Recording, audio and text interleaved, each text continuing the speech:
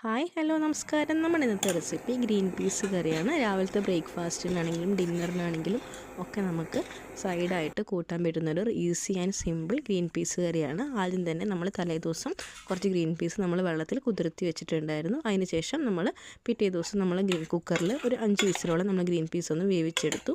പിന്നീട് അതിലേക്ക് കുറച്ച് സവാള, അതുപോലെ തന്നെ പച്ചമുളക്, ഇഞ്ചി, വെളുത്തുള്ളി ഇട്ട ശേഷം ഒരു വിസിൽ കൂടി നമ്മൾ വേവിച്ചെടുത്തിട്ടുണ്ട്. അതിന് ശേഷം കയ്യിലേക്ക് കുറച്ച് വെള്ളം ഒഴിച്ചിട്ടുണ്ട്. മഞ്ഞൾപ്പൊടി കൂടി നമ്മൾ വേവിക്കുന്ന സമയത്ത് ഇട്ടിട്ടുണ്ടായിരുന്നു. പിന്നെ ആവശ്യത്തിന് ഉപ്പ് ഇട്ടിട്ടുണ്ടായിരുന്നു. അതിനുശേഷം നമുക്ക് നല്ല രീതിയിൽ കയ്യിൽ കൊണ്ടുവന്ന് ഉടച്ച് കൊടുക്കാം. അതിനുശേഷം തിളപ്പിച്ചെടുക്കുക. ഇനി നമുക്കൊരു അരപ്പ് ചേർക്കാം. അതിനായിട്ട് നമ്മൾ തേങ്ങ, അതുപോലെ തന്നെ ചെറിയുള്ളി, പെരിഞ്ചീരകം, മല്ലിപ്പൊടി ഇത് കൂടി ചേർത്ത് നമുക്ക് നല്ല ഫൈനായിട്ടൊന്ന് അരച്ചെടുക്കാം.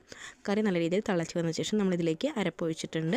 ആവശ്യത്തിന് വെള്ളവും കൂടി ചേർത്ത ശേഷം നമ്മൾ നന്നായി ഇളക്കി യോജിപ്പിച്ചെടുക്കുക. ലാസ്റ്റ് നമുക്ക് അതിലേക്ക് കുറച്ച് മല്ലിയിലയും കറിവേപ്പിലയും കൂടി ഇട്ട് കൊടുക്കുക. അത് നമ്മൾ കറി ലാസ്റ്റായിട്ട് നമുക്കൊന്ന് വറുത്തിടാം. അതിനായിട്ട് വെളിച്ചെണ്ണ ഒഴിച്ചിട്ട് നമ്മൾ ചെറിയുള്ളിയും കൂടി ഇട്ടിട്ട് നമ്മൾ മൂപ്പിച്ചെടുത്ത ശേഷം നമ്മൾ കറിയിലേക്ക് ഒഴിച്ച് കൊടുത്തിട്ടുണ്ട്. നമ്മുടെ easy and tasty green peas curry ready ആയിട്ടുണ്ട്. അപ്പോൾ എല്ലാവരും ട്രൈ ചെയ്ത് നോക്കണം. വീഡിയോ ഇഷ്ടമായെങ്കിൽ ലൈക്ക് ചെയ്യാനും ഷെയർ ചെയ്യാനും സബ്സ്ക്രൈബ് ചെയ്യാനും മറക്കരുത്. പുതിയ വീഡിയോ ആയിട്ട് നമുക്ക് വീണ്ടും കാണാം. താങ്ക്